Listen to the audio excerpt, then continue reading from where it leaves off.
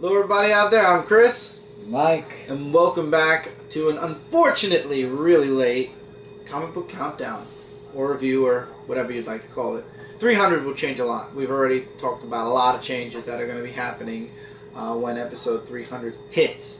But until then, because this is severely late, the books in this review / countdown were released on March 25th, 2015, the last week of March. We are already in the first week of April's books. These books are, we severely pushed this review, and that's due to the big event, or big announcement that's going to happen tonight. Hopefully this video will go up Friday morning. Once the announcement's made, I think everything will go a little bit more smoothly. I'm working really hard on said announcement. I've already recorded a part of it somewhere, and everything will be announced tomorrow, or today. Dark Avenger Live, episode 45, 9:30 p.m. Eastern Standard Time. Be there. I will be doing a bit of a Q&A for anybody who has any questions. It's going to be big. It's big for me, and it's big for leading down the line into my future. But anyway, 11 books this week. We are really, that number with us is very popular. Well, me at least, not you, because you started. Yeah, you started 5. So the first 6 books actually are all connected. Well, 3 and 3. 3 books are connected, and then the next 3 books are connected. Weeklies obviously go first. 11, 10, and 9 go to World's End 25. This was an interesting book. You have the Justice Society, because that's who they are, versus Darkseid. Green Lantern leaves Mr. Terrific and Sloan to actually go back to Earth 2 and fight for the planet. And unfortunately, Darkseid made quick work of everybody. So when Green Lantern finally shows up, it's just going to be him versus Darkseid. And by the way, I did read this week's weekly, so I'm hoping to God that I don't go too far and start talking about the next one. It was okay. Batman Eternal issue 51, it's the calculator behind it all. There's actually somebody else. It goes deeper than that. And we get a reveal at the end of this book, but again, I don't want to talk about it in this review because we'll talk about it in the next review for the grand finale of Batman Eternal. But anyway, in this book, you've got Spoiler and Harper. They have a nice scene. You got Bruce, who finally breaks free of the bat signal and starts to beat the crap out of Calculator, at least for a bit. You got Commissioner Gordon telling, telling Commissioner Bard, step up or step down. And Jason Bard actually says, fine, let's take back the city. And you got everybody fighting for Gotham. And then, like I said, you have that surprise ending to the book where Calculator gets taken down, and then it turns out somebody else had bigger plans. Who is it? Find out in the next episode of the Dark Avenger Countdown, which better be in about 2 or 3 days. And the grand finale of Batman Eternal. Future's End, issue 47. Tim is now Batman Beyond. He's in Terry's suit, basically. He's taking over. He's taking Terry's role because Terry knows he has to travel back further in order to stop Brother Eye and everything that's going on in the present day. So Tim, tricking Bruce, actually is able to jump back in time right when Brother Eye is reaching out to refugees from Earth 2 because Earth 2 is destroyed, and he attempts to try to stop Brother Eye, but he ends up getting sent somewhere else. To be concluded. That's the long and short of it. Again, these are the weeklies, and I'm sure almost every single one of you who's watching this review right now has either read the final issue of each of these series or is about to, so no point in going really far into the weeklies because you miss it, and now you guys are in the next one. The next 3 books, 11, 10, 9, 8, 7, and 6, wait, 11, 10, 9, 8, 7, 6, yeah. 8, 7, and 6 are all connected to Black Vortex. I'm just going to talk about all of them. This is Guardians of the Galaxy 25, which is a $5 book. I do not see a reason for this book to be $5. It wasn't worth it. In this book, the major event that happens is the Kree Empire gets taken out by Mr. Knife, aka Peter's father, and there no longer is a Kree army. Nova ends up grabbing the Black Vortex and is chased by one of the Lords, and he escapes barely. However, now you got Mr. Knife that's going to be chasing after Nova to find the Black Vortex, and Scott is propositioned at the end of this book. That's the long and short of this book. Next, you've got Nova, issue 28, which focuses on Nova having the Black Vortex and being on Earth, and trying to formulate it. He actually reaches into the Black Vortex and asks the Black Vortex to show him what makes it so good. Why should I submit? And he's about to submit twice, and doesn't. So I like Jason. I like his strength to not. He doesn't submit basically to the Black Vortex. So Sam comes up with a plan. He believes the Guardians are right behind him. However, it turns out they're a little, what's the word I'm looking for, not there yet. And that leads into, I love how Black Vortex is just flowing by. It's flying. It just goes into because now it goes into Star-Lord, issue number 10, where... Wait, it doesn't say Black Vortex on the cover. Because this is a variant. This is the woman's cover. Oh, that's why. It turns out that in a previous issue, now I can talk about it, it happened before, Thanos' son actually froze all of Daxam. So all the Daxamites, along with some of the all-new X-Men, and Cyclops' father, all of them are basically frozen, because that's what he can do. And we find, Nova shows up and tells them what's actually going on, that Thane is the one that did it to Daxam, and then you got Mr. Knife sending out, finally attacking the X-Men, Guardians, everybody, and going for the Black Vortex, and then we get to see the Slaughter Lords again. I don't know, I guess maybe it's because I read through these really fast, but I feel like this series is just flying by really quickly. And my biggest gripe, and I would have made this lower if I could have, but because of the weeklies I didn't. $5 for this book, and the only big revelation that happened here is that the Kree Empire was destroyed. I don't like that now all of a sudden. Anything that's an issue 25 or something, it gives Marvel the right to charge $5 for it. But anyway, we're on number 5 now. Yeah, thank God this is the end. Thanos vs. Hulk, issue number 4. And it leads into Secret Wars, the ending. When you told me that, I died laughing. I'm sorry, but a little piece of me... Secret Wars, a different book. Yeah, but it's connected to Battle World. Yeah, and... Yeah. A little piece of me died laughing inside. Yeah, so basically it's the, the analysis, I can't even remember his name. Going up against the Hulk, and, you know, like, he's just... Analysis is trying to show fear in the Hulk, and he does it very well.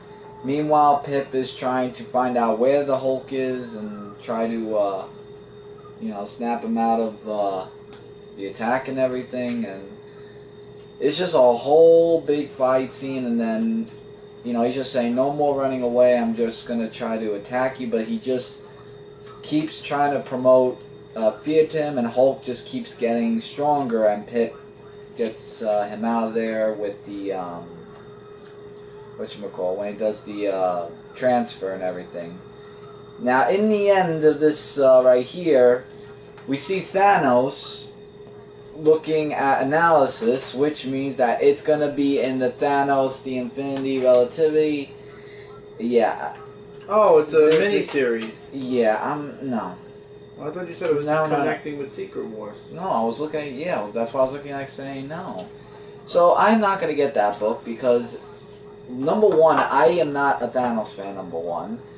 And this was not a Thanos versus Hulk book. This was everyone else in the whole free-fall versus Hulk. But, I'm just glad it's over. Sinestro issue number 11. The Sinestro Corps attacks War World to save Sinestro. You got Sinestro, who's still talking to one of the people that works for Mongol to try to convince him that he can help him fight the the emotionless people that he's afraid of. That Mongol's not going to help him. He's going to use him and then basically let him go.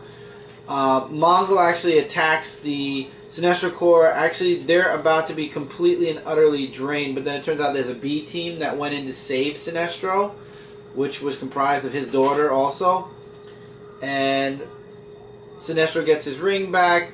He's able to turn the tables on Mongol, and then I'm not going to say what he does to Mongol, but let's just say he keeps his promise to the guy he didn't kill. But Mongol's used as a bait. For what? Check it out. And it says actually this story arc is concluded in the Sinestro Annual because now the Sinestro Corps owns War World. And it says to be continued, and obviously that's in this week's Sinestro Annual. Interesting stuff. I did enjoy this book. I love the artwork was pretty good. I love the way Sinestro is going right now, so hopefully things will just keep getting better for Sinestro. Next is yours. Yep, Star Wars Darth Vader issue number 3. And in this book we get a lot of interesting stuff in this book actually. We get, I can't remember what her name was. Like basically she's like this agent who's like, first of all, the artwork is really amazing. And, Dr. Afra. Thank you. I couldn't remember the name. And we get a little about her character, and we have Darth Vader who comes in, and he's, you know, I like how Darth Vader... I read this too, and it's very good. Yeah, and he actually says that I need you, Doctor, for something that he needs, you know, created and stuff. And I like the whole new side of Darth Vader after that whole thing that happened. And, so yeah, so there's like, lots of stuff, like lots of dialogue that, we see here, like, the installation of, 000, actually, which I found kind of hilarious. And, then we get, other stuff that happens in the book too, so I don't want to give too much away though because I probably already read the book for those of you who've read it already, and he just says that he needs troops for himself, basically for his own empire in case of any other attacks. So I guess he just wants to have a whole troop of his own and cause lots of chaos and everything. So, I mean, that's the best I could explain the book in that sense. So it was alright. The Flash issue 40, boy am I glad this story arc is over, but there are severe ramifications, and I knew it was going to happen. So Dark Barry is about to kill, I forget what his name was. The person who's been murdering a lot of people, but Patty actually reaches out to him a bit and tells him about the present Barry, saying that you can't kill, you can't do, you need to, first she questioned him about Barry, but then Barry obviously gets his powers back, thanks to the guy from the Speed Force. However, the guy from the Speed Force also gets Barry's powers, but we'll get to that in a moment. But you have Patty then who pep talks Dark Barry into not killing the guy, but actually just stopping him, because that's what Flash does. And he's able to do that. How, I'm not going to spoil. And then you've got the original Flash, real Barry, who shows back up. However, there's no time to confront Dark Barry because the other guy from the Speed Force shows up. So it's up to the two Barrys to stop him. And they do, and the big ramification here is that Patty ends up, spoiler alert here, leaving Barry because she says every time she looks at Barry, all she sees is Dark Barry, the murderer. The reason this book is so high up, though, is the last page. And anyone who's seen solicits for Flash in June, you already know who's coming in the Flash. And I think finally the story is going to pick up. I really wasn't a fan of this story arc. I felt very bored. You know, Barry got stuck in the Speed Force. Obviously, the crazy guy here decides he wants to sacrifice Barry so he can have Barry's powers. Obviously, it backfires. Barry becomes Flash again. He's able to stop evil or Dark Barry. Dark Barry redeems himself by doing something or sacrificing himself in order to save the world. And now there's no Dark Barry, and Barry lost the person he loves, for now at least, because of Dark Barry. So Dark Barry did give some really hefty ramifications in Barry's life. So now we'll see where things go, starting with issue 41 in June. Alright, this is from Disney Kingdom's first issue of Big Thunder Mountain Railroad, issue number 1. What was it? I actually found this book to be very interesting. I thought you would. That's why I got it. Yeah, it's basically talking about this young lady who actually, as a child, wanted to see about the underground gold mines. And she goes on this, she's all about, you know, like any, like trouble that she's in, like she just like gets out of it, like all the danger in some sort of way. So, you know, there's this whole thing where they go to Rainbow Ridge, and then there's these 3 people who are trying to go in the gold mine. This one guy saying, you know, there was so many people that died down there, you know, with all due respect, all men are in danger. And, you know, he's just trying to tell him that, and he's just saying, you know, I'm worried about myself and the gold, and people, you know, this is what I really want, just to find more gold. So, we already know who the antagonists are in the book. It all works a little bit okay. I will say that much. And, so it's just that whole adventure of, just trying to, go there, and, meanwhile, while her father is doing other stuff, she just follows along with him. And the father wanted to go with him because of the whole danger and stuff like that. And she just knows, like, just all the tricks, and she wants to just find that gold mine. But when the cave was caved in, we get a little surprise appearance in the end of the book. And that's going to be very interesting to see them, I guess, teaming up for future issues to come. I don't know. I have to wait and see. Yeah, it was really interesting just to get another person's side of the backstory than, you know, who's on the cover. Because I thought we were going to get the person on the cover, but really interesting. I liked it. Batman and Robin issue number 40. From the last issue, you got Robin teaming up with the Justice League to fight, and I'm going to go to the end of the book where they actually mention the name.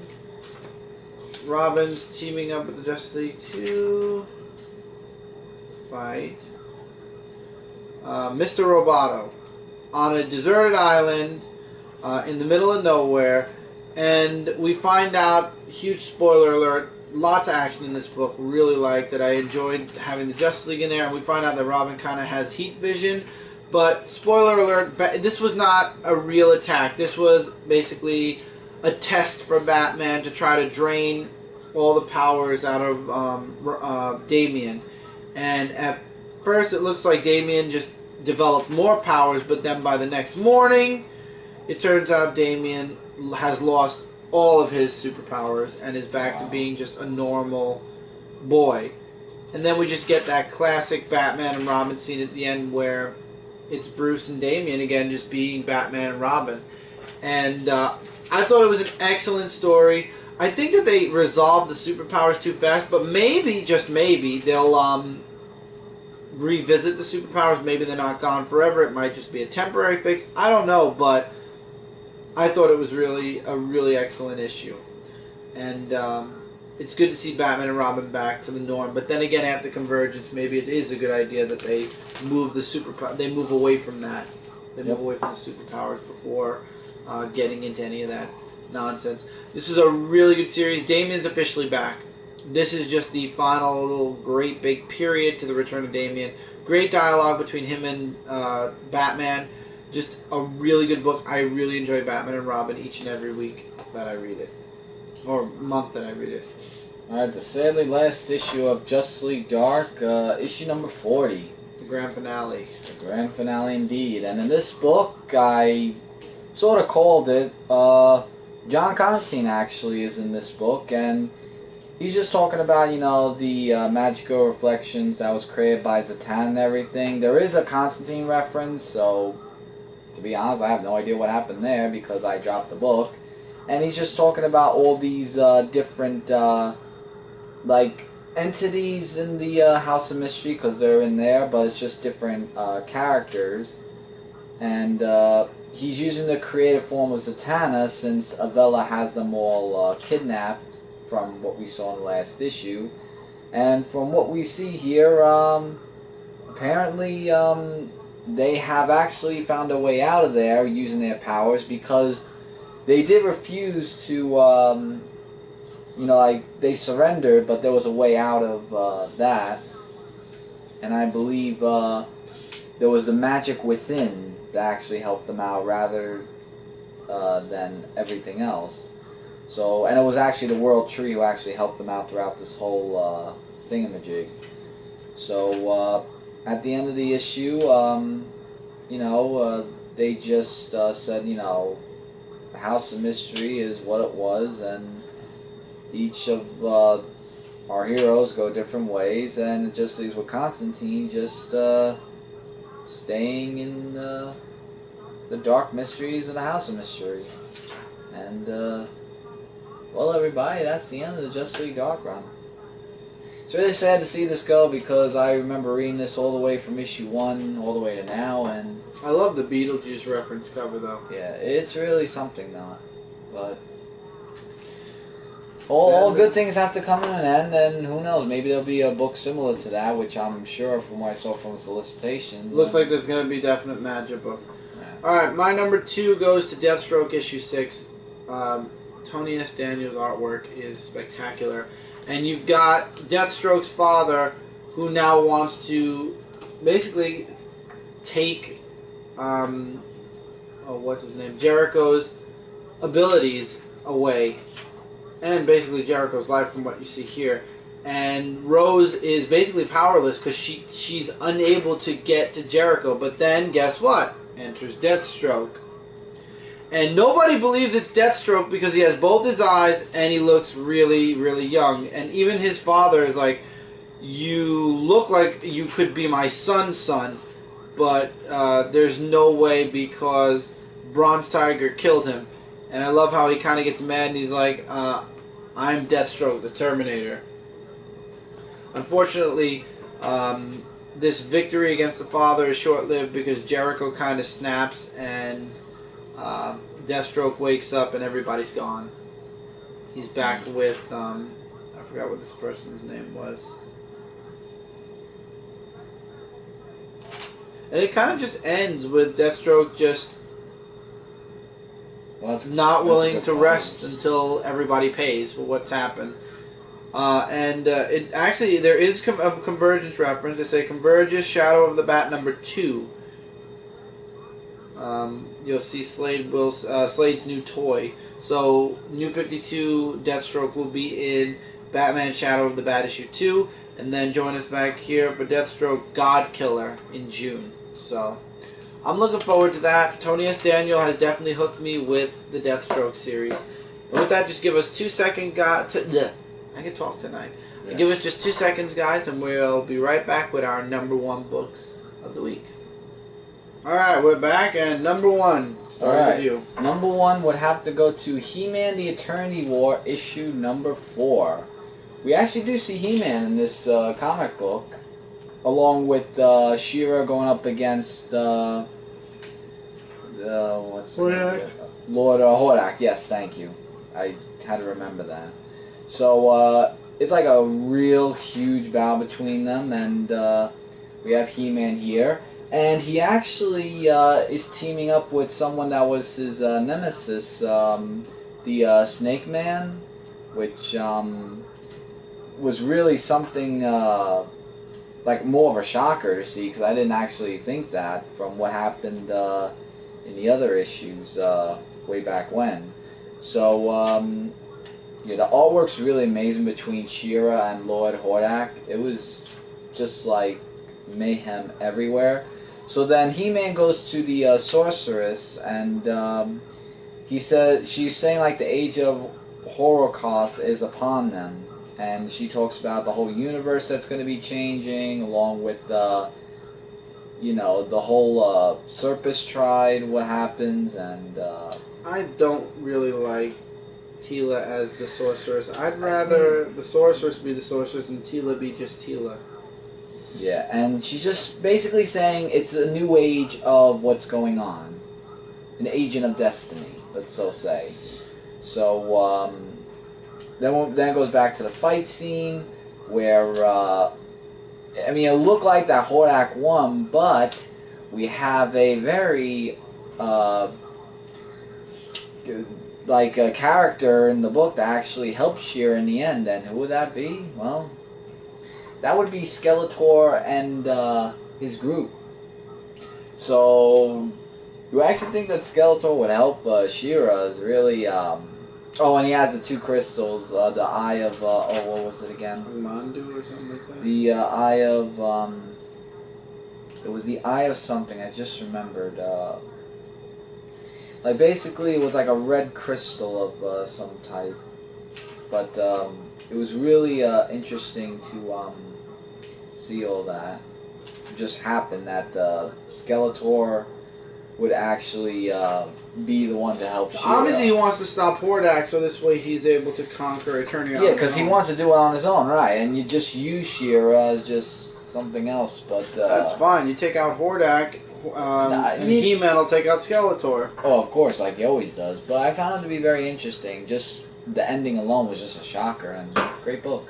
Alright. Last book, and that is Daredevil issue number 14. Matt Murdock has taken on a whole different persona for Daredevil. Basically, he's embraced the fact that he basically is...